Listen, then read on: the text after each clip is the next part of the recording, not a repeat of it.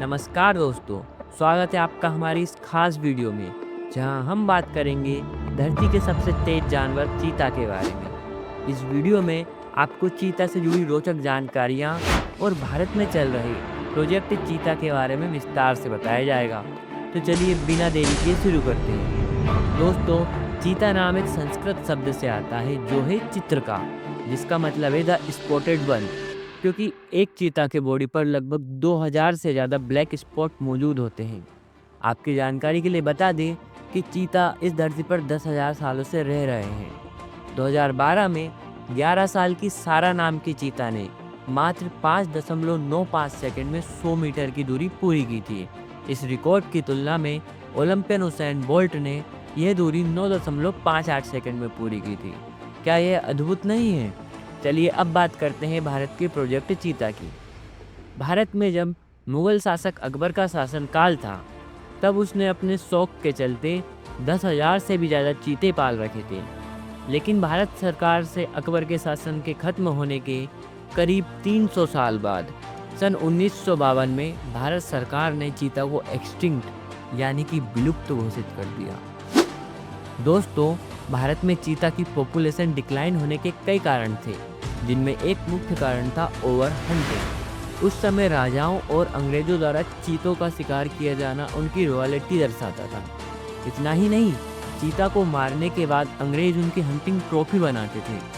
IUCN red list में चीता को क्रिटिकली इंजर्ड स्पीसीज की कैटेगरी में रखा गया है, जो ये दर्शाता है कि भारत में चीता एक बहुत ही खराब स्थिति में है। लेकिन इसका मतलब यह नहीं है कि भारत सरकार ने चीतों की संख्या बढ़ाने के लिए कुछ नहीं किया।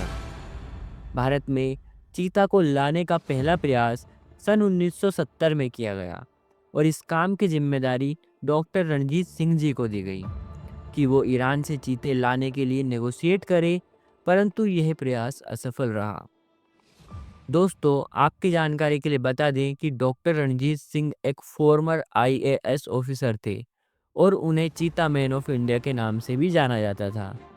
फिर भारत ने चीता को विदेशी धरती से लाने का दूसरा प्रयास किया सन 2009 में, जो फिर असफल रहा। लेकिन सन 2020 में इंडिया की सुप्रीम कोर्ट ने चीता को इंडिया में लाने के लिए ग्रीन सिग्नल दे दिया और ये इंडिया की पहली सफलता थी। सुप्रीम कोर्ट की परमिशन मिलने के बाद सितंबर 2022 में भारत सरकार ने चीतों की संख्या बढ़ाने के लिए एक फ्लैगशिप इनिशिएट किया, जिसका नाम था प्रोजेक्ट चीता। दोस्तों, प्रोजेक्ट चीता का असली मकसद था अफ्रीकन चीता को भारत में लाना। नामीबिया और दक्षिण अफ्रीका से कुल 20 चीतों को लाया गया और मध्य प्रदेश के कूनो नेशनल पार्क में छोड़ा गया। इस प्रोजेक्ट को इम्प्लीमेंट किया गया मध्य प्रदेश फॉरेस्ट डिपार्टमेंट और wild life institute of India के कोलैबोरेशन की मदद से। प्रोजेक्ट की पहली फेज पर 91 करोड़ रुपए खर्च किए गए और यह पूरे 5 साल का प्रोजेक्ट है। भारत सरकार ने चीता मित्र नाम की एक टीम बनाई और फॉरेस्ट ऑफिसर के अलावा स्थानीय गांवों के निवासियों को भी चीता टीम में शामिल किया। इनका काम था चीतों की निगरानी करना, शिकार से सुरक्षा देना और गांव वालों को जागरूक करना। दोस्तों, लेकिन केवल इन सब चीज़ों से चीता का संरक्षण नहीं किया जा सकता। भारत की भौगोलिक एवं क्लाइमेट कंडीशन चीता के सर्वाइवल के लिए पूरी तरह सुरक्षित नहीं है। इसलिए चीतों की संख्या बढ़ाने के लिए सरकार को कुछ अहम कदम उठाने की ज़रूरत है, जैसे कि चीता को कूनो नेशनल पार्क के अलावा भारत के बाकी दूसरे रिजर्व और नेशनल पार्क्स में एक्सपेंड करना होगा।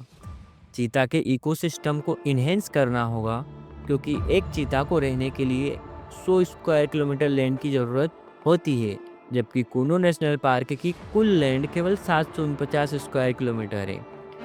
आखिर में चीता से जुड़े दिलचस्प तथ्य। चीता सिर्फ 3 सेकंड में 112 किलोमीटर प्रति घंटा की रफ्तार तक पहुंच सकता है। यह उसे दुनिया का सबसे तेज धावक बनाता है।